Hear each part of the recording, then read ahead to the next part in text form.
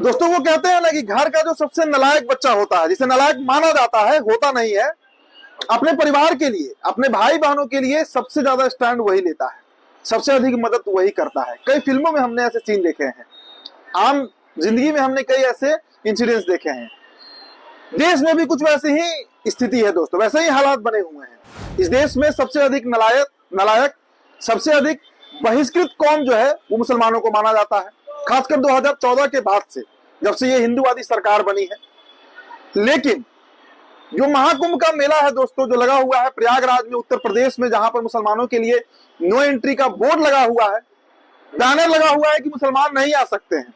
पंडित धीरेन्द्र शास्त्री से लेकर देवकी नंदन महाराज और न जाने कितने तथाकथित जो संत हैं, जो बड़े हिंदूवादी नेता हैं, वो लगातार आग उगले हैं, जहर उगले हैं मुसलमानों के खिलाफ।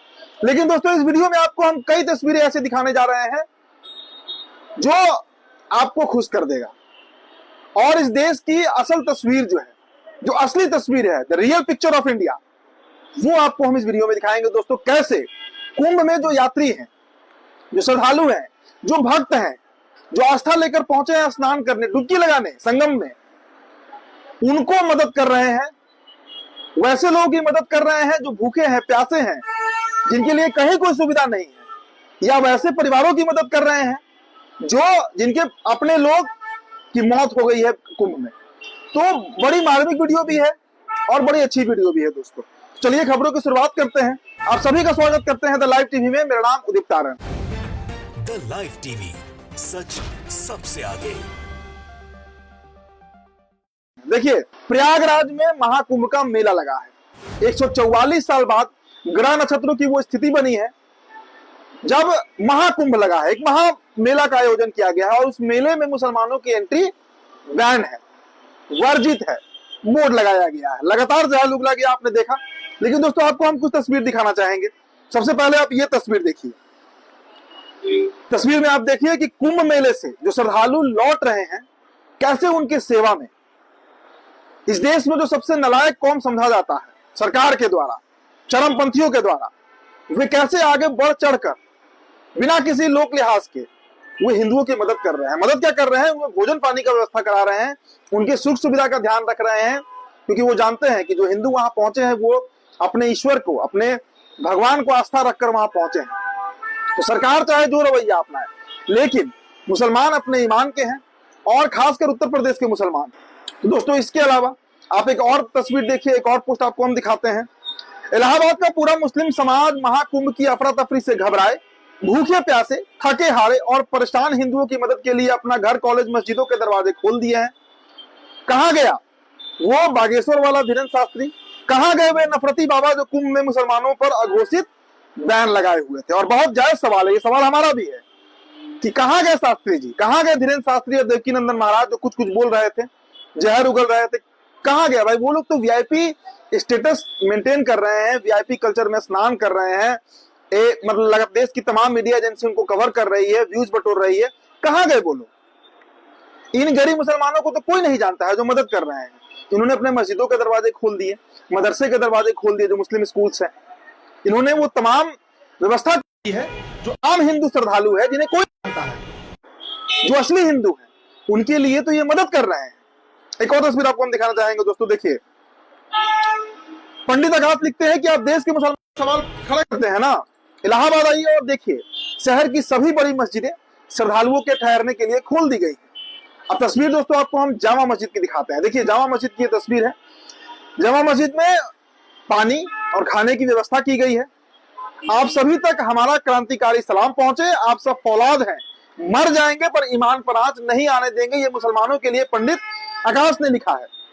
आगे वो लिखते हैं कि हमसे कल कोई पूछ रहा था कि कुंभ में तो केवल हिंदू ही शिरकत करेंगे। हमने कहा आप देख नहीं पा रहे हैं, आपकी आंखों पर झूठ और नफरत का चश्मा है। मुसलमान भाई भी महाकुंभ में शामिल हैं, बस आप देख नहीं पा रहे हैं। और सही मायने में अगर कोई व्यवस्था कर रहा है खासकर हिंदुओं के लिए, तो सरकार से कोई कम व्यवस्था मुसलमान नहीं कर रहे हैं।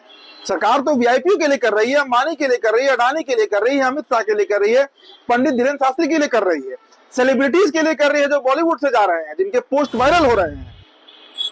असली हिंदू कहाँ है इस देश का, जो 140 करोड़ जिनकी गिनती है? हम 140 सेलिब्रिटीज की बात नहीं कर रहे हैं, हम 140 करोड़ की बात कर रहे हैं। और असली मायने में महाकुंभ में एक बड़ा हिस्सेदारी मुसलमानों का भी देखने को मिल रहा है। चलिए दोस्तों, आपको एक और तस्वीर हम दिखाते हैं। देखिए, जामा मस्जिद की तस्वीर है, हमने दिखाया आपको, लेकिन वीडियो आप देखिए। सोनू भाई लिखते हैं कि वाह रे कुदरत, तेरा कोई जवाब नहीं। मेले में मुसलमानों का जाना मना था, मगर कल मैंने देखा खुद मेला उठकर मुसलमानों के घर आते हुए। तो दोस्तों, जामा मस्जिद की ये तस्वीर और ये वीडियो आपको देखना चाहिए कि कैसे वहां का जो सबसे बड़ा मस्जिद है इलाहाबाद का, यानी प्रयागराज का, उसे हिंदुओं के लिए खोल दिया गया है। वीडियो देखिए आप।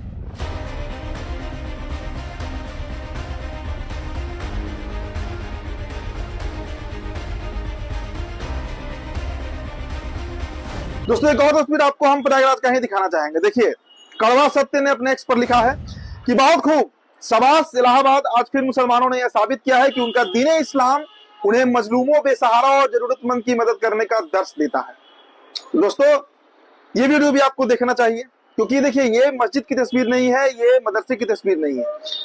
कहा जा रहा है कि बनारस से इलाहाबाद तक सड़क जाम है, नेशनल हाईवे जो पूर्वांचल एक्सप्रेसवे है वो जाम है, गाड़ियों का काफिला लगा हुआ है, करोड़ों करोड़ लोग पहुंच रहे हैं।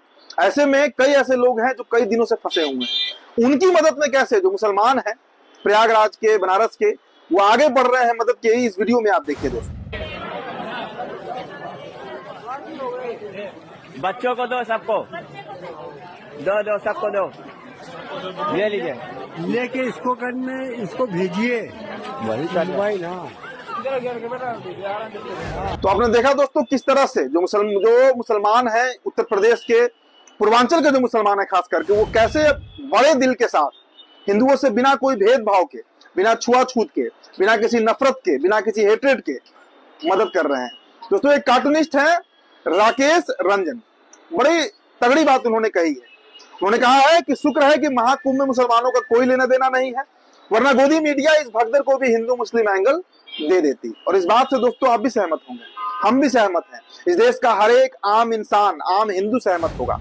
क्योंकि आप सोचिए, जितने बड़े बड़े स्टैंपेड हुए, इतने बड़े बड़े इंसिडेंट्स हुए, टेंट में कभी आग लगा, कभी भगदड़ मचा, कई तरह की घटनाएं कुंभ से निकलकर सामने आई हैं।